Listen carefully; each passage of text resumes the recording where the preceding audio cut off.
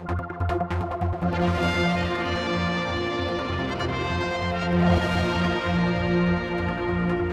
I'm joined now by Lawrie Hooper, MHK for Ramsey, also in charge of the biggest department in the sense of what we will care about so much: health, social care, and all that sort of thing. This first section, looking back on the year, and of course it starts with you getting this job. I mean, you weren't expecting it, I suppose, at the beginning, but there was such a turmoil of things happening. Do you want to go with that one first? I mean, how did you feel about being asked to take over that department? It was an interesting one. Wasn't expecting it, definitely. But I think, like I said before, it's a job that's in front of you, and I've said before, someone has to do it. And kind of what I mean by that is someone gives you the opportunity to say there's something that needs fixing. Do you want to have a go at trying to help fix it? Well, you can't really say no, can you? It's one of those things. So not something I was seeking, I think. I mean, you'll know from my own background as a party, we had Kate Beecroft as our kind of health spokesperson for a long time, and so health was never something that I had a particular focus on. Obviously, that changed quite rapidly following the election last year and being offered this particular post. So it's been an interesting journey for sure. I mean, I know we could talk the whole 10 minutes about just that, but with this Manx Care thing sitting here, you're wherever there, and it's. How do you think it's going? Let's try that. So it's early days, I'll be completely honest, and I think that the service that was kind of handed over to Manx Care wasn't in a great position. It's not like we've taken something that was really great, really working effectively, handed it over to an organisation. It's been almost the exact opposite, actually. There's a service that we know is beset with problems. We know there are challenges being faced across the piece. We know there are funding concerns. I mean, we only this year ended up getting something which looks like a reasonable budget. Up until then, we've had years and years and years of what I would class as underfunding for the health and care service. And so handing that kind of bag of problems to Manx Care, you're not going to expect them to fix things overnight. But then you get fined the other week. I mean, is that something that shouldn't have really been you then? Would that just be a leftover thing? Or? I think so. That process actually started when it was an enforcement notice issued to the Department of Health back in 2020, and that's kind of the point I'm making, really, is a lot of the problems we're trying to deal with are inherited problems that Manx Care have kind of picked up from the old department. So they've not woken up in the morning and created these new problems. They're problems that are already there. So in that respect, I think expecting a quick fix and that immediately everything's going to get better, I think is never going to happen.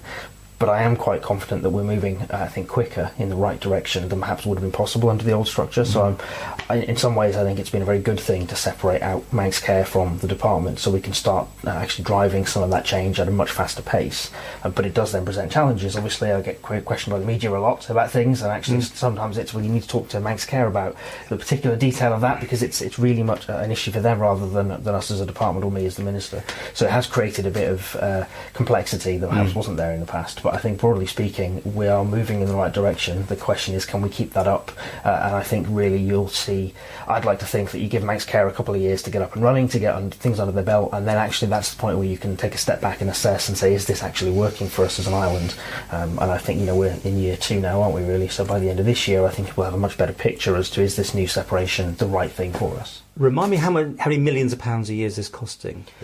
So I think the additional budget in terms of the Manx Care structure is about £3.5 million, so it isn't a small amount of money. But I suppose the counterweight to that is Manx Care are the only organisation across government to have a cost improvement plan.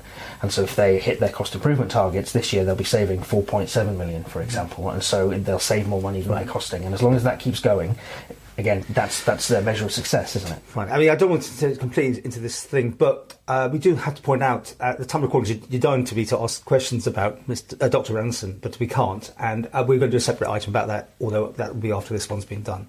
So you do say, in the political interest, this is on the Tynwald side, ensuring that we have an open and transparent government that is subject to robust scrutiny. Yeah, absolutely. How can you do that when you in such a position, though, now inside the tent, as they so say? This is where it gets interesting, because actually providing robust scrutiny of government is no longer my job.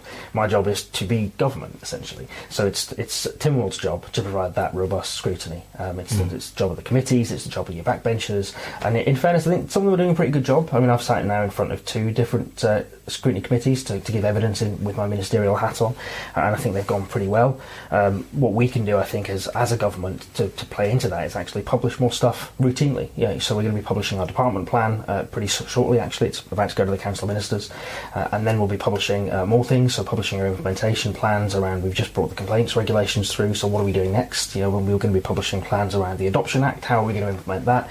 So from our perspective, I think in terms of that transparency, the more stuff that we publish as a matter of routine, the less times you've got to put an FOI request in to get the information you want.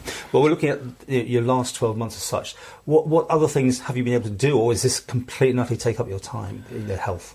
Oh, it does. That's the reality. It's very much a full-time, more than a full-time job, if I'm honest. So the focus for me over the last 12 months has very much been on delivering on my ministerial responsibilities. There's been a lot of constituency work as well, as goes without saying. I mean, the Ramsey Marina was a big kind of ticket item for me this year, trying to make sure that I fulfilled the manifesto promise I made to my constituents, which was to fight against that kind of development proposal on the South Beach. We've reached a stage now where the DOI have stopped the lease process, and they've said we're not interested anymore in developing that. So actually, I think that's been a big tick in. So the marina's over, is it? From my perspective, I didn't know that. From my perspective, I think it is. So, like I say, the DOI have said that they're not going to engage anymore. They're not engaging on the lease process. So, obviously, the developers can still go through planning if they want, but the site isn't zoned in the area plan. It's not proposed to be zoned. In fact, it was ruled out by the Cabinet Office originally when they put the plan together. So, there's still a lot of steps to go through. But from my perspective, again, big tick in the box in that we won the first stage of that fight. Did you want any development here? I mean, yes, absolutely. Because this is where it comes down to. Everyone's knowing everything, but no one's saying yes to potential. And I think that comes down to what's being proposed. So if, for example, the developers were talking about building a marina inside the inner harbour, I think Ramsey would be 100% supportive of that. But they can't make their money back on all the hotels and housing. And that's the challenge where it comes down to some of this stuff. So I've been talking to the DOI and Enterprise about what can government do to try and help facilitate. I mean, we have a harbour strategy, for example, but the focus in that strategy was always around Douglas Harbour predominantly. Personally, I think we need to be investing in Ramsey and Castletown and Peel as well to try and improve the whole island rather than just focusing on Douglas. So there's a lot of work going on, I think, behind the scenes around this kind of stuff, but definitely very much welcoming of inward investment and development. Because Ramsey needs some. I mean, it's always been a bit, a lot too many charity shops. That's how you gauge a place, isn't it? Almost. I think what's interesting is we're starting to see. I mean, we've just seen a Manx Radio article around planning applications put in for some building of properties on Parliament Street, for example. That's a good news story. We've got the ones where the collapse. Yes, yeah, exactly. We've seen planning applications go in for 2 housing estates. Whether or not you support them or not, I think is beside the point, because what I'm talking about is there is definitely a willingness and an interest in investing in Ramsey. We've seen commissioners talking about acquiring the Albert Road site, and perhaps they're going to be doing some development on that. That's been empty for a long time. It absolutely has. I mean, even most recently I was emailing the Department of Infrastructure about upgrades to the tram station and the bus station, so there's lots of, I think, interest in investing in the town. It's just trying to unlock some of that potential is the big challenge. Because between you and the good doctor, you've both got major positions. How much do your constituency have of you, constituents? So I still set aside, as I have done since day one, a day a week minimum to deal with constituency work, because that's a big part of the job, and ultimately your constituents have to come first. They're the people that put me in this job in the first place, and I'm ultimately accountable to them. In some ways I'm lucky in this role in that a lot of the issues that people come to me with from a constituency perspective are quite often related to health and care anyway, so there's a bit of an overlap there. But no, absolutely, constituents still get as much of my time as I can possibly devote to them, really. How conflicted, I know you like that word, conflicted are you between your, the Lib Vans and government now? You've had a year to... It's an interesting one. So I think there have been some issues where the party stance and my personal stance has come into conflict with government. I mean, gas extraction is the biggest one, I think, because as a party we're... You're for it, are you? No. You're going to sit in the party's for it, is it? No, the party is absolutely against it. Well, that's what I'm going to say. So why are you on different sides here? You're both agreeing, aren't you? We are, but not with government. And that's my point. Okay. And so you're okay. So as a party, we're biosphere partners. We've signed up to the idea of sustainable development and protecting our natural resources. And actually, that flies in the face of extracting for gas. So when you sit in Cohen, what do you have to do? So I told the Chief Minister about this. He was fully aware of my position, and then you'll have seen me speak against it in the recent debate that we had around hydrocarbon extraction in Tynwald. But do you withdraw yourself from anything that goes on in Cohen on that, or you still battle your views? So the way it works is you have a pre-declared position. So I would battle my views around the table, obviously, but then if the council position that they decide on is different to my own pre-declared view, then that's where you then step out and say, well, actually, council's made a decision now. So, because in the old days, you just had to go literally with that. Now you can actually voice your opinion against it. Something. Yeah, so you'd only leave at the point the decision is made, because my pre-declared position may very well have been the same as everybody else's. You don't know until you've had that conversation, I suppose.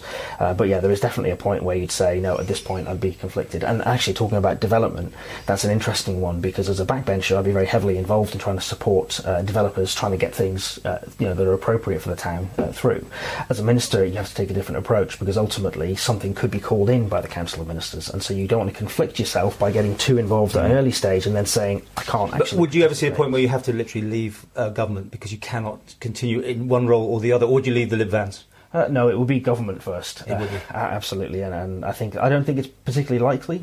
It's always a possibility. You never know what's going to happen in the past, though, hasn't it? I mean, yeah, and it will continue to. I mean, we've seen a minister resign already this term for personal reasons, and that's definitely something that is always a risk, I suppose, when you're in a minister or when you're a member of a department as well. If you've asked to support a policy that you fundamentally can't support, the only thing you really have left is to resign and say, no, I'm not backing this. So much more we could have talked about the last year. I know, but anyway, in part 2 we'll look forward to the next 12 months. That's the plan anyway, but it could go in any direction. Great.